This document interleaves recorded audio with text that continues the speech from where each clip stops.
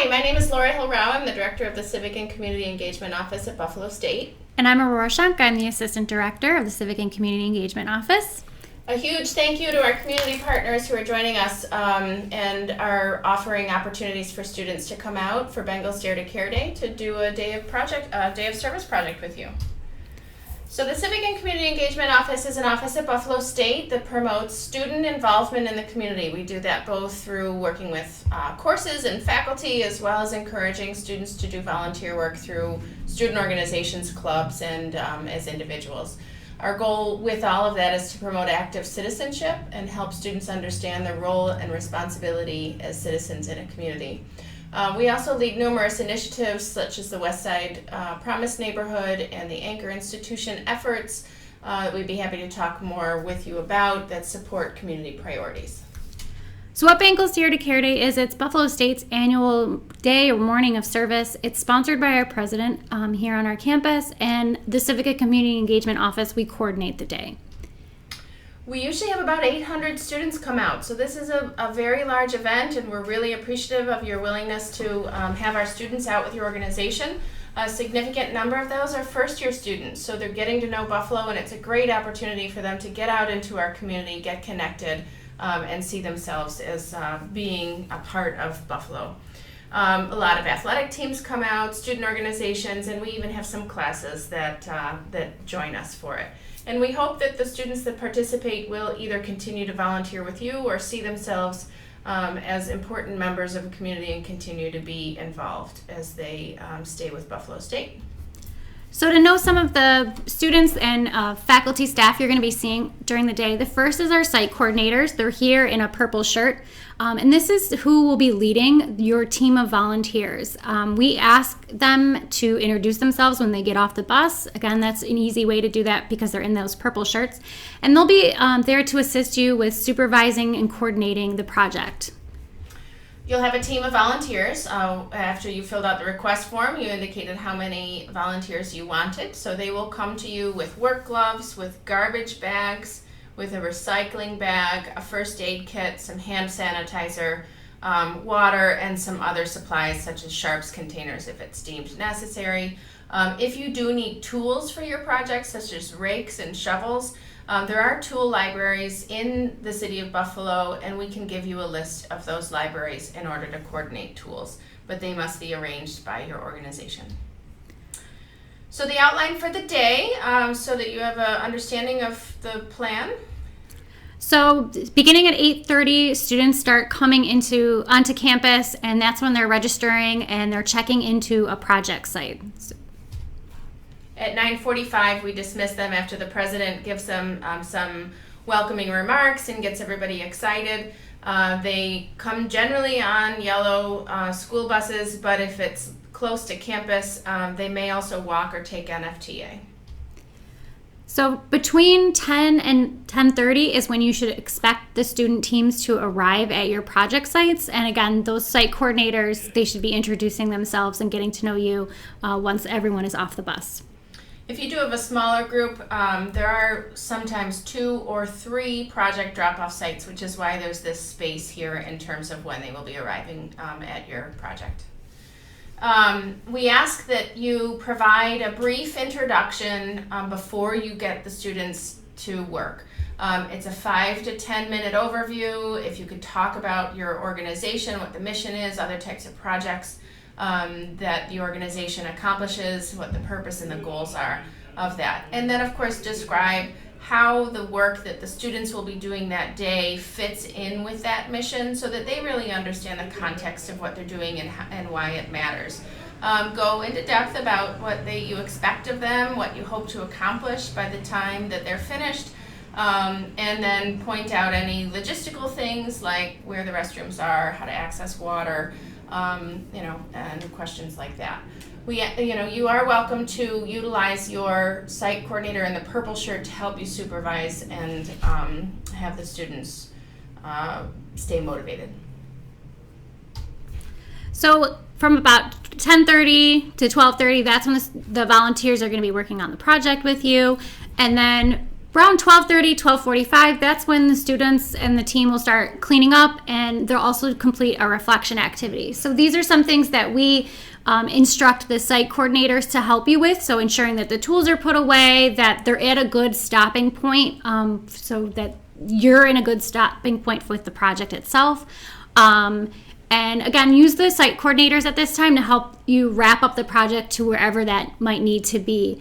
We ask that the students return all the gloves to a reusable grocery bag. If you see any students throwing them out, try to discourage that, because we do reuse those for year after year.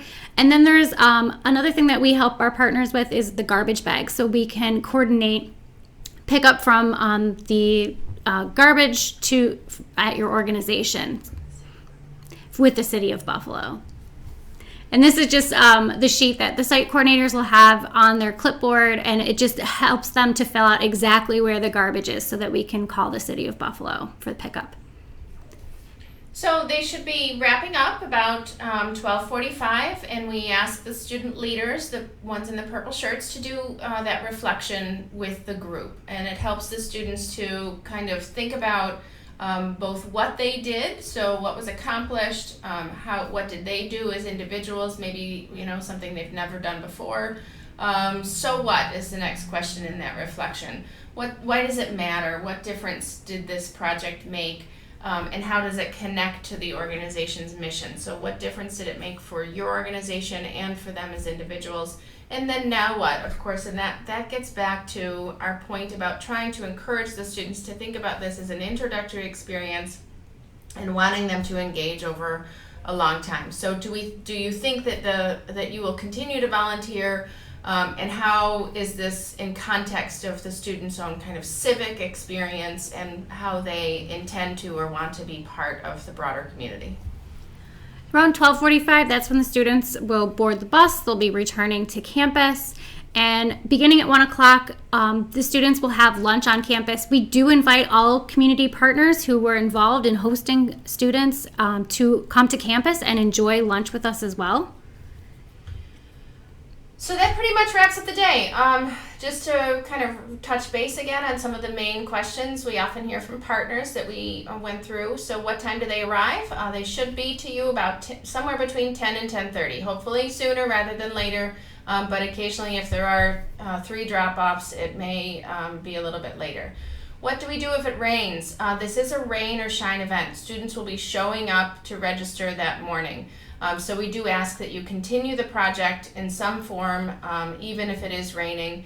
If you're painting, for example, you may need to come up with a backup plan in order to utilize the students that are coming to you. What do students bring with them? Again, they'll have work gloves, water, first aid kit, and other basic supplies, but tools need to be provided by your organization. How do you tell the students to prepare? This is often something that comes up after the event. We tell students always to wear closed-toed shoes. They should not be coming to you in flip-flops or sandals or dress shoes, and to wear clothes that they can get dirty. Now, unfortunately, the students sometimes show up without having read that email, and we appreciate your flexibility, but they are informed that they really need to show up ready to work and dressed appropriately. We also tell them to put their cell phones away. Of course, they're interested in taking some photos and things like that, but they do need to come ready to work and be engaged. So if you see students on their phone too much, for example, feel free, please, to ask them to put it away. Utilize your student leaders to help with that communication as well. And then if it turns out to be a hot day or the students are tired, the student leaders are there to try to keep them motivated, and you are as well. So students, of course, need to take a break, but let's try to keep them working the whole time. They're only with you for a couple of hours. So the community organization responsibilities, just to kind of recap what we went over, providing the project, the tools, again, we can share those tool libraries, and then a 10-minute orientation to the team so that they understand not only the project for the day, but also what the organization's mission is. Our site coordinators are there to assist you, to keep the students focused, and then to conduct that reflection and wrap up and to keep track of students throughout the morning. They also notify us about garbage locations. They turn in the reflection conversations to us so we can understand the students' perspectives and experiences, and they support the volunteers that are involved with the project. The volunteer team, so they're, again, the orange shirts, sharing their energy and enthusiasm to help you complete a project in the community, wrapping up that project before they get back on the bus to come back to campus, and then participating in a wrap-up reflection conversation. So, a couple other issues that might come up if someone is not feeling well or gets injured, which has never happened. But in an emergency situation, do they need to go to the hospital? If so, 911 is the first place that gets called. I am the point of contact, and you will have my cell phone number in case anything needs to come up or there is some sort of emergency. The site coordinators have that contact information as well. And then if someone is just not feeling well, I have come out and picked up students before the project is completed if the student needs to come back. If you've accumulated lots of trash and recycling, again, the site coordinator will write all that information down. We can call it into the city of Buffalo, and they will come by and pick it up within a day or two. And again, if the students aren't focusing, utilize your site coordinator to get them excited and keep them on task for that short period of time. If you have any other questions, we really encourage you to give us a call. Our office number is there on the screen if there's anything that we didn't cover in this orientation. Thanks again for having students, and we look forward to working with you for Bengals Dare to Care Day.